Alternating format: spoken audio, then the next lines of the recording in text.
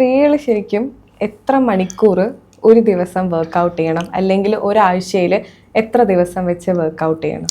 ശരിക്കും നമ്മളിപ്പോൾ ഒരു ടീച്ചേഴ്സാണ്, അല്ലെന്നുണ്ടെങ്കിൽ ബാങ്ക് എംപ്ലോയീസ് ആണ്, അതേപോലെ അങ്ങനത്തെ ക്ലറിക്കൽ വർക്കൊക്കെ ചെയ്യുന്ന ആൾക്കാരാണെന്നുണ്ടെങ്കിൽ ശരിക്കും അവർ ഭൂരിഭാഗം സമയം ഇരിക്കുവാണല്ലോ.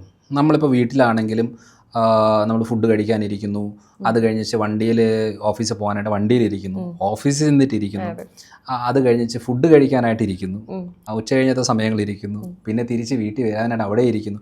അപ്പോൾ ഒരു 24 മണിക്കൂർ നോക്കുമ്പോൾ തന്നെ അതിനകത്തൊരു ഭൂരിഭാഗവും ഇരിക്കുകയാണ്. അങ്ങനെയുള്ള ആളുകളിൽ ശരിക്കും പറഞ്ഞാൽ എല്ലാ ദിവസവും ഒരു ചെറിയ വാക്കിങ്ങും കാര്യങ്ങളും രീതികളൊക്കെ ഉള്ളത് ഏറ്റവും നല്ലതായിരിക്കും. അതൊരു 20 മിനിറ്റ്സ് ആയാലും മതിയാവും. പക്ഷേ പലപ്പോഴും ഫിസിക്കൽ ആക്ടിവിറ്റി ഉള്ള ആൾക്കാർ കാണും, അവർക്കൊരാഴ്ച 4 ദിവസം മതി.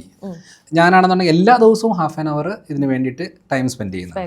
അപ്പം അങ്ങനെ ആകുമ്പോൾ വെച്ചാൽ നമ്മളൊരു പരിധി കൂടുതൽ വെയിറ്റ് കുറയത്തുമില്ല, പരിധി കൂടുതൽ വെയിറ്റ് കൂടത്തുമില്ല. പിന്നെ നമുക്ക് തന്നെ നമ്മളിപ്പോൾ ഒരു ഡ്രസ്സ് ഇട്ടാലും നമുക്കൊരു ഫിറ്റായ ഒരു ഫീൽ വരും, ഒരു പരിധി കൂടുതൽ വയറ് ചാടത്തില്ല. അപ്പം നമുക്ക് ഓരോ ദിവസം മോണിറ്റർ ചെയ്ത് പോകുന്ന ആളുകൾ കാണുന്നുണ്ടെങ്കിൽ ചെറിയ ചെറിയ ചേഞ്ചസ് വരെ നമുക്ക് മനസ്സിലാക്കി അന്നേരം കറക്റ്റ് ചെയ്ത് പോകാൻ പറ്റും. അപ്പോൾ എപ്പോഴും ഫിസിക്കൽ ആക്ടിവിറ്റി കുറവുള്ള ആൾക്കാർ ഡെയിലി ഒരു 30 മിനിറ്റ്സ് ചെറിയ ചെറിയ രീതിയിലാണെങ്കിലും ചെയ്തു വന്നാൽ ഒരു 2-3 ആഴ്ചയാകുമ്പോൾ അതങ്ങ് ശീലമായി മാറും.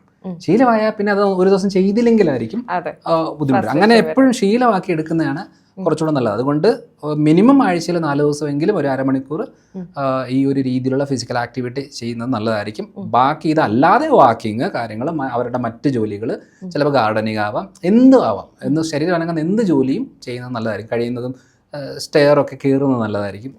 സ്റ്റെയർ കയറുമ്പോഴേ നമുക്ക് മനസ്സിലാവും സ്റ്റെയർ കയറുമ്പോൾ കിതപ്പുണ്ടോ, അയൺ കുറഞ്ഞു, അപ്പോൾ നമുക്ക് എടുക്കാൻ പറ്റും. ഇത് എപ്പോഴും ലിഫ്റ്റ് പോയി കിടന്നത് എങ്ങനെയാണ് മനസ്സിലാകുന്നത്? അപ്പോൾ അങ്ങനത്തെ രീതികളൊക്കെ ചെയ്യുന്നതായിരിക്കും കുറച്ചുകൂടെ നല്ലത്.